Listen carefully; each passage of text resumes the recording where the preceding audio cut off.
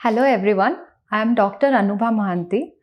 Today we have the privilege of sharing the podium with esteemed pediatrician and consultant neonatologist of Narayana Health City, Bangalore, Dr. Harini Sridharan. Welcome, ma'am. Welcome. She has been sharing very valuable advice and tips with us regarding newborn care. And now with the World Breastfeeding Week just round the corner, today we'll be discussing about breastfeeding in special circumstances. Shall we start, ma'am? Sure. Yeah. Ma'am, in these ongoing times of COVID pandemic, there is a great deal of anxiety and fear among breastfeeding mothers who are COVID positive that whether they should go for breastfeeding or not. Yeah. Initially, when the pandemic broke out, we were not very sure regarding how transmissible the virus is through breastfeeding, or we were also worried whether it is going to be highly contagious, whether the newborn is going to be affected very severely or not. Now there is much more clarity on the current situation. Yes, there are rare instances where the newborn baby may be affected, but predominantly it is a very minor illness. And this doesn't necessitate the cessation of breastfeeding. Breastfeeding per se is much more valuable, be it in the current pandemic or in any other situation. So it is very important that a COVID positive mother breastfeeds her baby in the same way she would breastfeed her baby even if she was not COVID positive. Of course, there are certain precautions she needs to take while breastfeeding. That is, she needs to follow her hand washing. She needs to do a very good job of washing her hands properly for 2 minutes. She needs to use the hand sanitizer frequently, because there may be times you may inadvertently touch your nose or touch your mouth, and then when you hold your baby, you may transmit the virus to the baby. So it's very important that she washes her hands, uses the sanitizer before she holds the baby. Also, that she wears a very good mask, be it an N95 mask or a regular surgical mask. Wear a very well-fitting, tight-sealed mask. It would be good if she doesn't touch her baby too much in the terms of kissing the baby or holding the baby too close to her face. Another tip that she can do is that whenever she is breastfeeding, she should breastfeed the baby in a very well-ventilated room. If she can breastfeed near a window wherein she gets a very good air exchange, then that would be even better. Otherwise, in any well-ventilated room, if she breastfeeds, she can definitely reduce the chances of transmission or spread of COVID to the baby. But even in case of situations where there is not possible, the room is a very small room, there's not adequate space, or there are multiple family members with COVID there, breastfeeding would still be the best possible way for her to feed the baby. Let her follow the universal precautions regarding rigorous hand washing, use of a sanitizer, and use of a well-fitting mask. Also, when she breastfeeds the baby, she will transfer antibodies against COVID, which will have a good protection for the baby against a very serious form of the disease. So it is a form of a very passive and painless vaccination or immunization for the baby. Okay, ma'am. Ma'am, but if the mother is vaccinated for COVID, can she go for breastfeeding immediately or does she need to avoid it for a while? Yeah, of late, many people have been very hesitant to get their vaccinations done, saying that they are breastfeeding the baby and that they may get fever or they may transmit the fever to the baby. The fever which comes in vaccination is a reactionary fever. It is not due to an active COVID infection as such. So it is not that the mother during vaccination is getting a COVID infection, and that fear need not be that she may transmit the COVID infection to the baby. So she should get herself vaccinated at the earliest as a priority, as long as she's been cleared by her gynecologist in terms of no other health issues, pre-existing issues she has. So it is very important that the breastfeeding mother gets vaccinated as soon as possible. And as I have mentioned previously, it's a very good way to passively immunize or vaccinate the baby against COVID. And whenever she gets fever or any other symptoms like body pain or hand pain due to the COVID vaccine, she can go ahead with the regular pain medications like Dolo, of course, on her doctor's prescription, but that also should not harm the baby in any way. Yes, ma'am. This was regarding COVID, Yeah. but if the mother is suffering from some other illness, may it be some minor cold, cough, fever, or any gastroenteritis, or if the mother is having chicken pox, then can she go ahead and breastfeed her baby? Yeah, there are very, very few instances. These days, we also advise breastfeeding in HIV or AIDS disease. Majority of the illnesses are compatible with breastfeeding. And the only thing is that suppose it's a very communicable disease like chicken pox, or she's having something like herpes, where she's actively having lesions on her breast, then she may be advised to cover those lesions, or she may be asked to express her breast milk and give it. The chances of any illness per se transmitting through the breast milk to the baby are very minimal.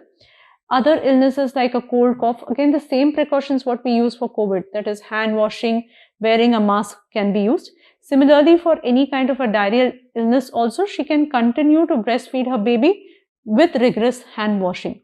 So majority of the illnesses, be it HIV, be it the common cold, be it chicken pox, the mother can definitely continue to breastfeed her baby, as that is proven to have much more benefits than stopping or giving any other feeds to the baby. Okay, ma'am. Ma'am, but if the mother is on some kind of medications, then does that affect breastfeeding in any way? Yeah. So there are different classes of medications. Most of the routine medications are compatible. Of course, she needs to speak to her gynecologist. Say she's been prescribed antibiotics for wound healing post her cesarean section, or she's been given some painkillers, or she's on vitamins like calcium or iron, she can continue to breastfeed.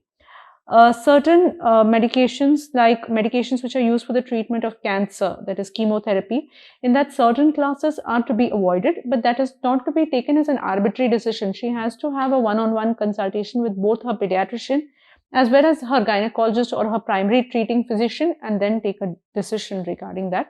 Certain psychiatric medications may be secreted in the breast milk. They may cause a little bit of sedation and other effects on the baby. But again, those are not reasons to stop breastfeeding. She can always time the medicine, and she can do something which we call as pump and dump. When we know that there is a peak effect of the peak secretion of the medicine in the breast milk, at that particular point she can express her breast milk, she can discard, and she can continue to breastfeed her baby during remaining times. Most of the common vitamins, medications, antibiotics, painkillers are not reasons to stop breastfeeding. Few classes like certain psychiatric medications, certain chemotherapy medications, she needs to consult with the pediatrician, and she needs to consult with her primary care physician and then take a call regarding. Even other vaccinations like flu vaccinations or tetanus can be continued during breastfeeding. They should not have any major issues. So it would be better like if she gives breastfeeding just before the dosing of And there of are her certain medicines. things like she has to find out when it is secreted at the maximal time. Be aware of what may be the possible effects in the baby. It needs to be a very well-informed decision. It is not a random blanket decision that if the mother is on any medications, she should stop breastfeeding. Yes, It has to be a very well-informed decision. Yes, ma'am. Thank you, ma'am. Ma'am, is there any difference while feeding a very well baby and while feeding a baby when it is sick? Okay. Yeah. The other thing is that sometimes your babies may become sick, maybe either a routine viral infection or a viral gastroenteritis or any cold, cough, fever. So in such minor illnesses, the mother is supposed to continue breastfeeding, provided the child is ready to feed and child continues to accept. If the child requires to be admitted at that point of time in the hospital, or the child is not feeding directly, she always has an option of expressing her breast milk, storing it in the fridge, and then giving it to the baby by warming it before. So majority of the minor illnesses, be it a child who's having a heart problem or a cardiac problem, these children may show signs of fatigue. They may not be able to breastfeed for a prolonged period of time.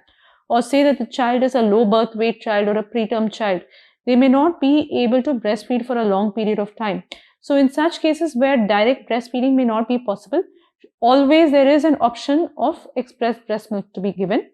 There are certain conditions, suppose a very, very, very rare genetic or metabolic conditions wherein she may be advised not to give her breast milk, but those are very, very rare situations. And in majority of the situations, as long as the baby is well and ready to feed, she can continue breastfeeding. If the child is unable to feed for some reason, there is always an option of giving express breast milk. Okay, ma'am. Ma'am, now coming to some problems faced by lactating mothers. Yeah. Like if a mother is nursing twins, so is it possible for her to feed both the twins exclusively on breast milk, or does she have to top it up with some extra feeds? Okay. See, again, this is a situation which has to be taken on a person to person or a child to child basis. There cannot be a single solution for all this.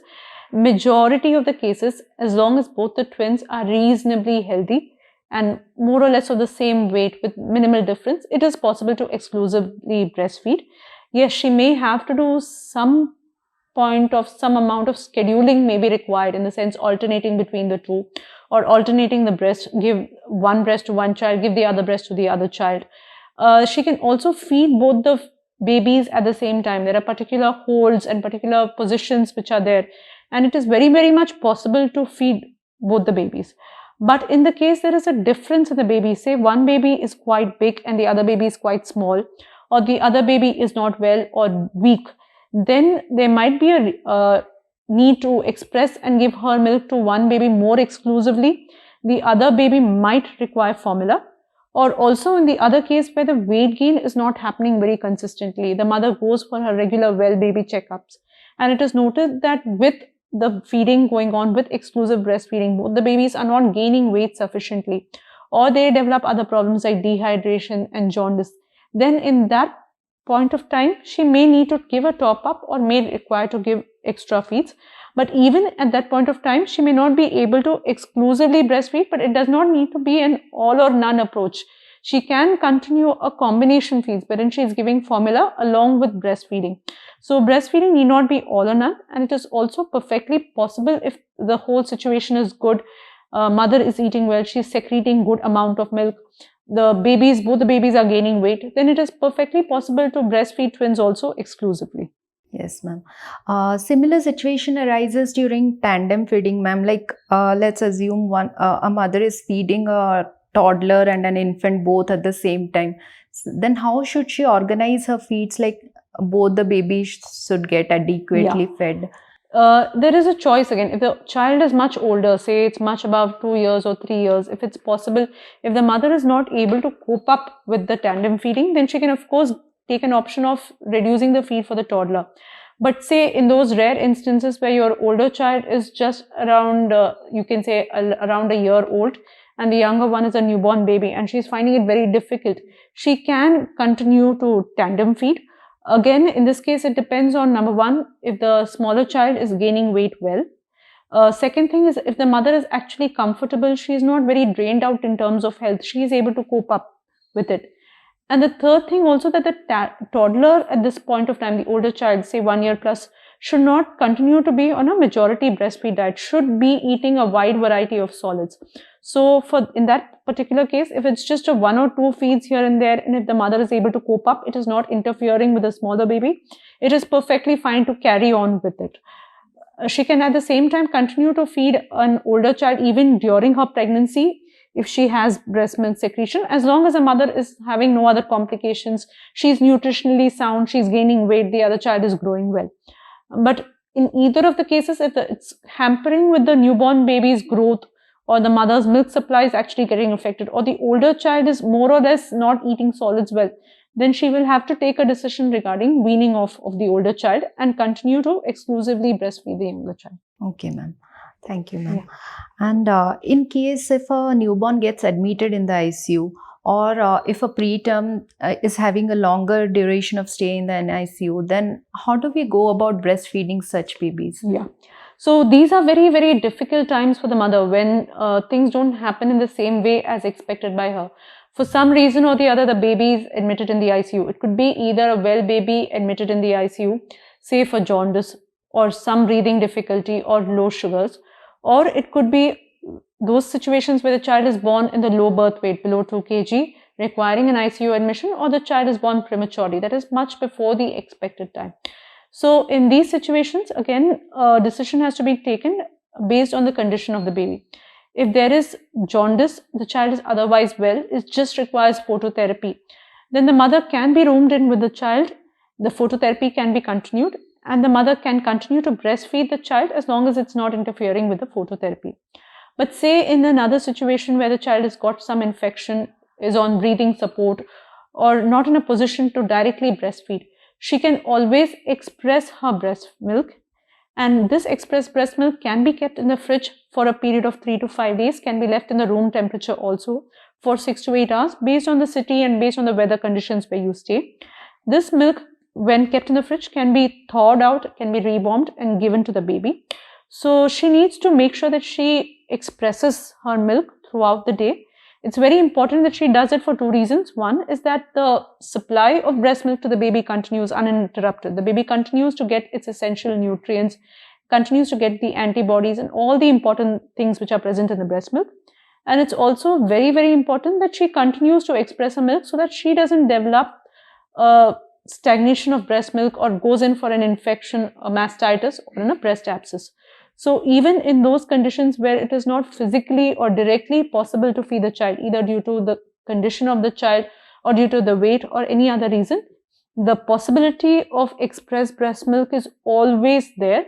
And these decisions have to be taken in conjunction with the baby's doctor. Say if the child has some digestion problem where the child is not able to digest milk, some form of a necrotizing enterocolitis, where the child has not been asked to feed, then what she needs to do in that particular situation is express her milk and dump the milk.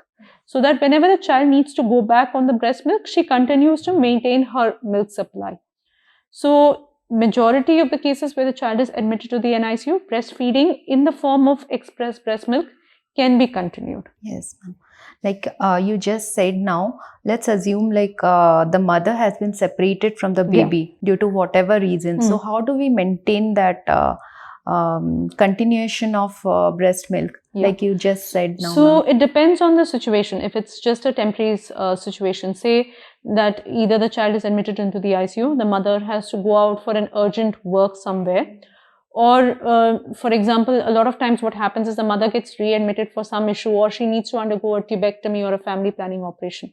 So in those cases, if there is a possibility of scheduling the time, or say she has to just go out for a work and she knows the time when she goes out, she can express her milk much prior. So say if it's a planned event, that is, she knows that suppose it's Monday and she has to go out on Wednesday or Thursday, she can start expressing her milk in the morning times. Usually there's slightly a little bit more milk available in the morning times. So she can collect the milk, continue to store the milk in appropriate containers in the fridge for 3 to 4 days. And then she can plan and schedule for somebody else to feed her express milk at that point of time. So there are multiple options. If it's a smaller child, you can either give it through a spoon or a palade. That's definitely more hygienic. And if it's a one-off thing, she may use a bottle also if required. But in terms of, suppose it is going to be a very, very prolonged separation. Suppose the separation is on terms of the baby, that is, the baby is going to be in the ICU, then yes, she continues to express milk throughout the day, store it, keep on giving it to the baby in the form of expressed breast milk. And suppose it is something more severe, say that the mother has to rejoin work. Suppose in a few rare circumstances, at around 3 months or 4 months, the mother has to again rejoin work. And suppose it is for a definite schedule, provided workplace is compatible and there are options, she again needs to go back to the same situation wherein she expresses her milk, say once in 2 hours or once in 3 hours. This will also prevent the unfortunate leaking of milk for her at that point of time. And then this milk can be stored and can be kept in the fridge and can be given to the baby, either in the form of a spoon feed or a palada feed, or in the form of a bottle feed by a caregiver. Yeah, ma'am. Ma'am, this can be applied to walking mothers also. Yes, yes. So it's very much possible. Yes, it is difficult that it's sometimes not very practical at work. You may not get an appropriate place to express milk, or you may not get time based on your working situation. But yes, that possibility is there where she can continue to express milk. She will require a pump, either a mechanical pump, hand pump, or an electrical pump. Things like getting a cooler box to your work where she can actually store her breast milk in containers, carry it back home. So these things have to be done based on her working situation, her pattern of working and all. But yes, if she is really motivated enough that she needs to sustain breastfeeding and the child requires breast milk then this can be done very much by a working mother also. Okay, ma'am. Ma'am, and one more dilemma that few mothers face who do not get adequate milk and they're a bit hesitant to give formula feeds to the baby, whether they should go for other mother's milk or pasteurized donor milk will be preferred Yeah. for the baby. So this again depends. Suppose a child is a preterm wherein we are not very comfortable giving formula, or the child is in the NICU and requires the benefits of breast milk far more than formula. Then there are breast milk banks available. A few of them are paid services, a few of them are voluntary organizations. This depends on the city where you live in. So they do have an option of pasteurized human milk. And this can be a good substitute, though it's not the same. There are certain nutrients which may get lost over time, and it may not be very specific. Say, milk may be that of an older child, so your calories and nutrition may not be very highly specific for your particular baby, but nonetheless it's a very, very good option in case of special situations. Say it's a preterm or a child having digestion issues, then it's a very good option or an alternative to give pasteurized human milk, which is available in the milk bank. But in case there is an expense situation or it's not possible, then the option of formula is there. But definitely, if I have to say, it will always be mother's own milk first. Second will be other mother's milk or pasteurized human milk or donor milk. Sometimes parents come up to us saying that this relative and they have excess of milk, can we donate their milk to our baby?